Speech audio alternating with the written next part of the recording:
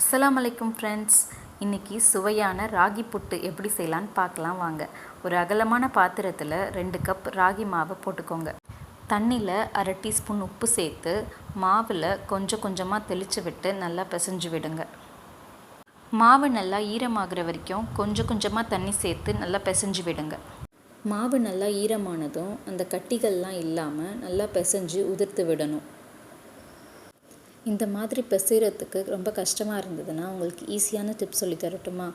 ஒரு பெரிய ஜல்லடையை எடுத்து அதில் புட்டு மாவை கொட்டி நல்லா இந்த மாதிரி ஜலிச்சு விட்டிங்கன்னா உங்களுக்கு நல்ல உதிரியான புட்டு மாவு கிடைக்கும். இட்லி பாத்திரத்தில் தண்ணியை ஊற்றி அதுக்கு மேலே சுத்தமான வெள்ளை துணி போட்டு புட்டு மாவை கொஞ்சம் கொஞ்சமாக அதில் போட்டுக்கலாம். மாவு போட்டதுக்கப்புறம் அதை அப்படியே மூடி வச்சு ஒரு 15லேருந்து 20 நிமிஷம் வரைக்கும் அப்படியே வேக விட்டுக்கலாம்.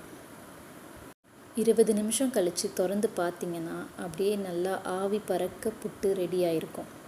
அதை அப்படியே எடுத்து ஒரு பெரிய தட்டில் கொட்டி நல்லா உதிர்த்து விட்டு அதுக்கு மேலே நெய்யை தாராளமாக ஊற்றி நல்லா கிளறி விட்டு அதை அப்படியே எடுத்து உரமாக வச்சுக்கலாம். ஒரு முடி தேங்காவை எடுத்து நல்லா துருவி ஒரு தட்டில் வச்சுக்கலாம். பாருங்கள், ராகி புட்டு எவ்வளோ சூப்பராக ரெடி ஆகிடுச்சுன்னு. இந்த புட்டு உடம்புக்கு ரொம்ப சத்தானது. அதனால் சின்ன குழந்தைங்கள்லேருந்து பெரியவங்க வரைக்கும் எல்லாருமே சாப்பிடலாம். ஒரு தட்டில் கொஞ்சமாக புட்டு, கொஞ்சமாக தேங்காய், நாட்டு சர்க்கரை சேர்த்து நெய் இல்லைன்னா நல்லெண்ணெய் விட்டு சாப்பிட்டு பாருங்கள். அவ்வளோ ருசியாக இருக்கும். கண்டிப்பாக ட்ரை பண்ணி பாருங்கள். நம்ம வீடியோவை நீங்கள் இப்போ தான் ஃபஸ்ட் டைம் பார்க்குறீங்கன்னா குவீன்ஸ் கிச்சன் சேனலை லைக் பண்ணுங்கள், ஷேர் பண்ணுங்கள், மறக்காமல் சப்ஸ்கிரைப் பண்ணிவிடுங்க.